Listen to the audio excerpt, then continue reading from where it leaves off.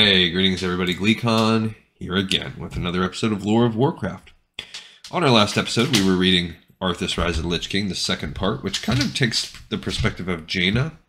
I think that's why it's called The Bright Lady, and it's her kind of view, both with her, how she built such a close relationship with Arthas, and then how that's going to unfold as we know Arthas' future is not bright.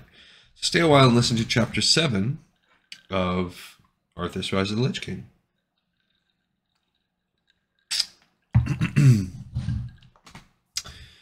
It was a good few months in Dalaran. Arthas found, somewhat to his surprise, that he actually was learning things that would be useful for a king to know. There were also plenty of opportunities to enjoy the lingering summer and first cool hints of autumn, and he loved riding, even if he felt a pang in his chest every time he mounted a horse that was not invincible. And there was Jaina. He'd not planned on kissing her initially, but when he found himself with her in his arms, her eyes bright with laughter and good humor, he'd done so, and she'd responded. Her schedule was more demanding and rigorous than his, and they had not seen each other nearly as much as they had wanted to. When they had, it was usually at public functions, and both had agreed without discussing it at all that it would not do to give the rumor mill any grist. It lent an extra spice to the relationship. They stole moments when they could, a kiss in an alcove, a fleeting look at a formal dinner. Their first outing had been completely innocent at the onset, but now they avoided such things assiduously.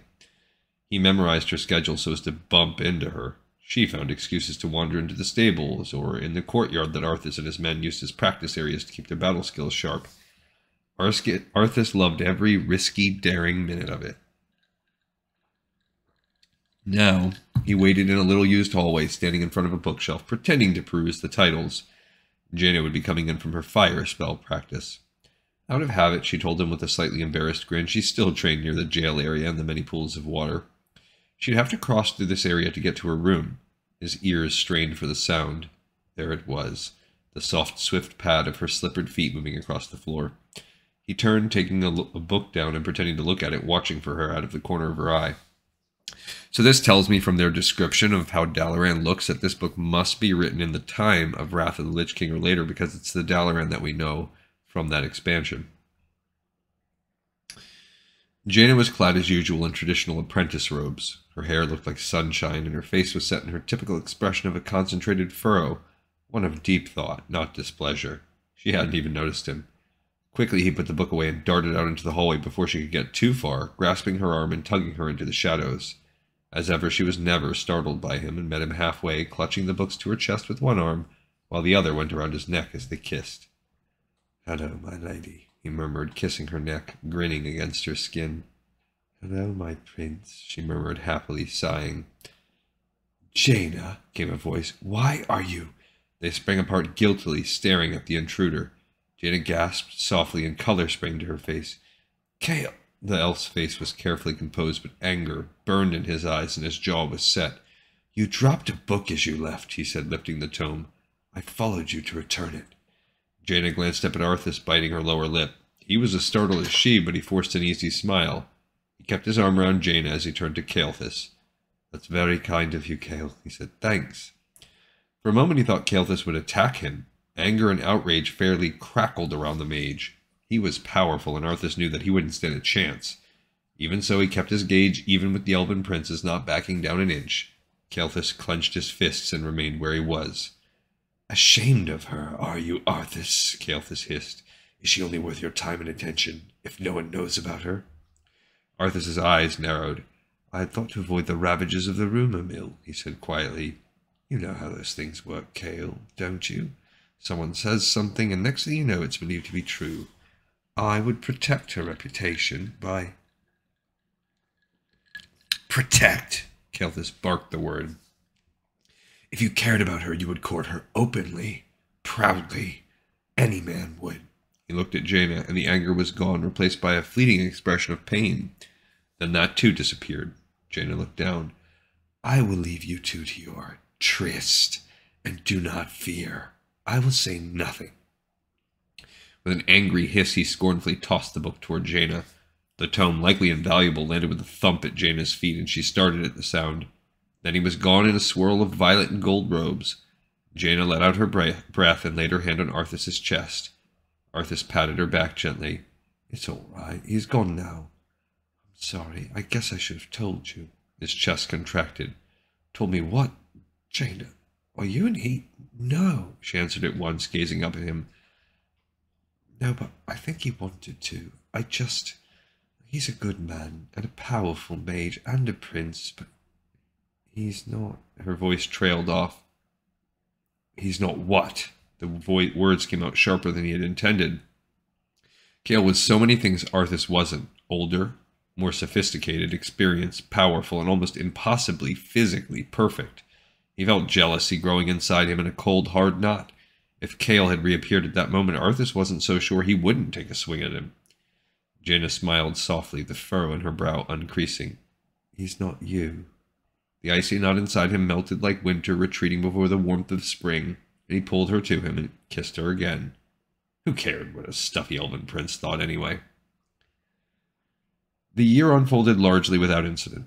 As summer gave way to a crisp fall and then winter, more complaints arose about the cost of tending to the orc camps, but both Taranis and Arthas expected such.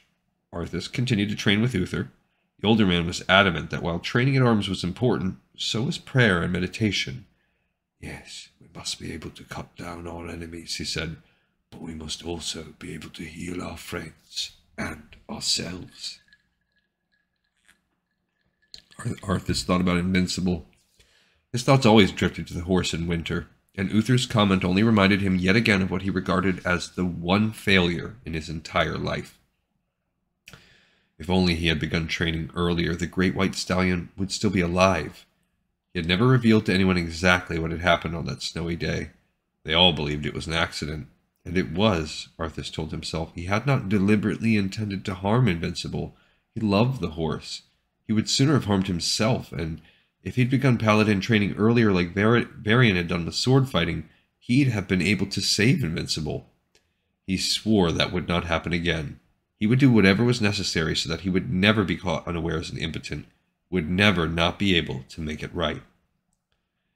The winter passed as all winters must, and spring came to Tristful Glades again, and so did Jaina Proudmoore, arriving and looking to Arthas as beautiful, fresh, and welcome a sight as the new blossoms on the awakening trees. She had come to assist him in publicly celebrating Noblegarden, the major spring celebration in Lordaeron and Stormwind.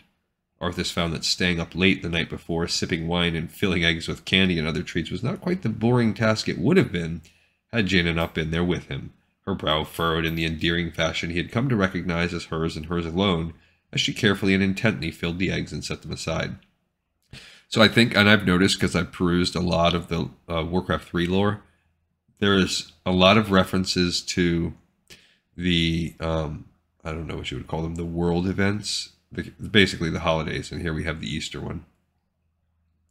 While there was still no public announcement, Arthas and Jaina both knew their parents had spoken with one another, and there was a tacit agreement that the courtship would be permitted.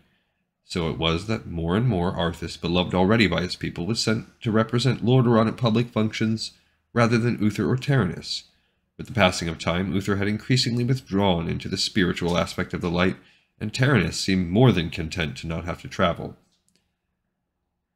It is exciting when you're young to travel for days on horseback and sleep under the stars, he told Arthas. When you were my age, though, horseback riding is best left for recreation, and the stars one can glimpse by looking out the window are quite close enough.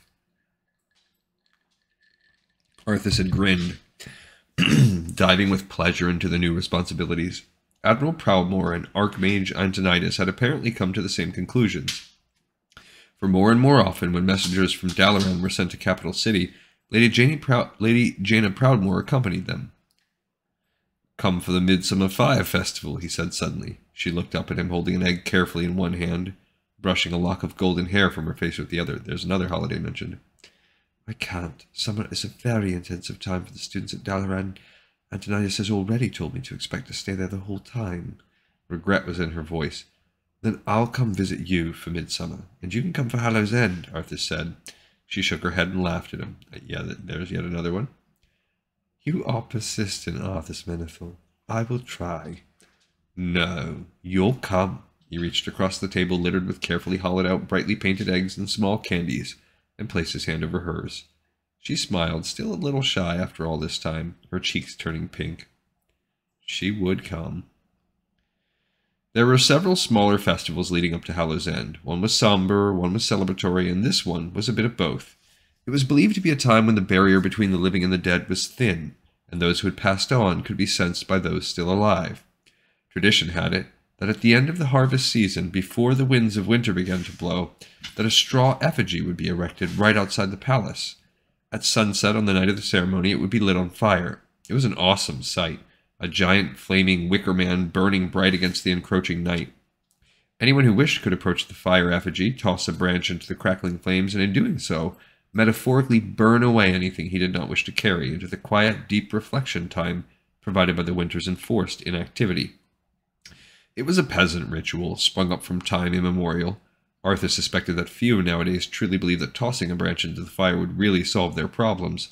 Even fewer believed that contact with the dead was possible. He certainly didn't. But it was a popular celebration, and it brought Jaina back to Lordaeron, and for those reasons he was looking forward to it. He had a little surprise for her in mind. So actually the Hallow's End and the Headless Horseman aspect, it gets a chunk of lore that we will read during this Warcraft 3, where that comes from, how it ties into that. Also, a side note, we know you can contact the dead. It's one of the central tenets of shamanism, which the orcs have practiced for a long time, and so have the Draenei. So they've also already talked about, they know that because of fighting the orcs in the First and Second War, necromancy is possible. So it's a little naive of him in this universe to shut that down. It was right after sunset. The crowds had begun gathering in late afternoon. Some had even brought picnics and made an event out of enjoying the last few days of the late autumn among the hills of Tristful. There were guards stationed about, keeping an eye out for the mishaps that often happen when large numbers of people are gathered in one place, but Arthas really didn't expect any difficulties. When he came out of the palace, clad in a tunic, breeches, and cloak of rich autumnal hues, cheers erupted. He paused and waved at the onlookers, accepting their applause, then turned and extended his hand to Jaina. She looked a little surprised, but smiled, and the cheers now lifted her name to the darkening sky as well as his. Arthas and Jaina walked down the path to the giant wicker man and stood before it. Arthas held up a hand for silence. "My countrymen, I join you in celebration of this most revered of nights, the night when we remember those who are no longer with us, and cast aside the things that hold us back. We burn the effigy of the wicker man as a symbol of the year that is passing, much as the farmers burn the remains of the harvested fields. The ashes nourish the soil, and this rite nourishes our souls. It is good to see so many here tonight.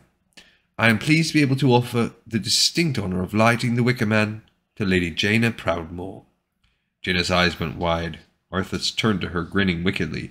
"She is the daughter of war hero Admiral Dalen Proudmoore, and promises to be a powerful mage in her own right. As Magi are masters of fire, I think it only right that she light our wicker man this evening. Do you agree?" Those assembled roared with delight, as Arthas knew they would. Arthas bowed at Jaina, then leaned in and whispered, "Give them a show. You'll love it." Jaina nodded imperceptibly, then turned to the crowd and waved. Their cheering increased. She tucked a lock of hair behind her ear, briefly revealing her nervousness, then composed her face. She closed her eyes and lifted her hands, murmuring an incantation. Jaina was dressed in fire hues of red, yellow, and orange. As small balls of flame began to materialize in her hands, glowing faintly at first and then with increasing brightness, she looked to Arthas like fire itself for a moment. She held the fire in her hands with ease, comfort, and mastery, and he knew that the days when she had little control over her spells were long gone. She wasn't going to become a powerful mage. She obviously already was one, in fact, if not in title. And then she extended both hands. The balls of fire leaped like a bullet fired from a gun, hurtling toward the enormous straw effigy. It erupted into flame at once, and the onlookers gasped, then broke into wild applause. Arthas grinned. The wicker man never caught on fire that quickly with an ordinary brand was touched to its base. Jaina opened her eyes at the sound and waved, smiling delightedly. Arthas leaned close and whispered, "Spectacular, Jaina." "You asked me to give them a show," she shot back, grinning at him. "Indeed I did, but that was almost too good a show. They're going to demand that you light the wicker man every year now, I'm afraid." She turned to look at him. "Would that be a problem?" The light from the blazing fire danced over her, illuminating her lively features, catching the glint of a gold circlet adorning her head. Arthas caught his breath as he regarded her. She'd always been attractive to him, and he'd liked her from the moment they'd met. She'd been a friend, a confidant, an exciting flirtation. But now he couldn't help but see her, quite literally, in a whole new light. It took a moment for him to find his voice. "No," he said softly. "No, it wouldn't be a problem at all." They joined the throngs dancing by the fire that night, causing the guards no end of consternation as they went right down among the populace and shook hands and exchanged greetings. And then they gave the dutiful guards the slip, losing themselves in the crowd and stealing away unnoticed. Arthas led her through the back corridors to the private living quarters of the palace. Once they were almost caught by some servants taking a shortcut to the kitchens and had to flatten themselves against the wall and stay perfectly still for several long moments. Or Jaina could have just cast like a stealth invisibility spell and then make you wait while lots of dialogue happen and you slowly move along at her pace. I mean, either way. Then they were in Arthas' rooms. He closed the door, leaned back up against it, and swept her into his arms, kissing her deeply. But it was she, shy, studious Jaina, who broke the kiss and moved toward the bed, leading him by the hand, the orange light from the still blazing wicker man outside dancing on her skin. He followed almost as in a daze, a dream, as they stood beside the bed, their hands clasped so tightly Arthas feared her fingers would snap in his grip. "Jaina," he whispered. "Arthas," she said, the word a whimper, and kissed him again, her hands reaching up to clasp his face between her hands. He was dizzy with wanting her and felt suddenly bereft as she drew back. Her breath was soft and warm on his face as she whispered, "Are we ready for this?" He started to answer flippantly, but he knew what she was really asking. He could not imagine being more ready to bring this girl the rest of the way into his heart. He had turned down the lovely Taratha, and she had not been the first he had said no to. Jaina, he knew, was even less experienced than he in such matters. "I am if you are," he whispered hoarsely, and as he bent to kiss her again, he saw the familiar furrow of worry cross her brow. "I will kiss it away," he vowed, bringing her onto the bed with him. "I will make everything you could ever worry about go away forever." Later, when the wicker man had finally burned out, and the only light on Jaina's sleeping form was the cool blue light of moonlight, Arthas still lay awake, running his fingers along the curves of her body and alternately wondering where this would all lead, and feeling content to simply be in the moment. He had not tossed in a branch to the wicker man fire because he had nothing he wished to be rid of. Nor did he now, he thought, bending forward to kiss her. Jaina awakened with a soft sigh, reaching for him. "No one can seem to deny you anything," she murmured, repeating the words she had said to him the day of their first kiss. "Least of all me." He clutched her to him then, a sudden cold shivering over him, though he had no idea why. "Don't deny me, Jaina. Don't ever deny me, please." She looked up at him, eyes glittering in the cool moonlight. "I never would, Arthas. Never." So it's going to be curious to see how this unfolds. But it's a cute story. I really, honestly, I wasn't aware that they had such a romance. I did not know that Jaina and Arthas were such a thing, like as intense as this. And that just, because like I've said many times on this show, Warcraft 3 is my blind spot. So I'm aware of all these things, and I've always kind of wondered where certain things come from. And that's what's cool, is that this is really filling in that gap for me. All right, we got another episode in the pipes, 5x5. I thank everyone so much for watching and listening. Hopefully you enjoyed it, and I'll see you next time on Lore of Warcraft.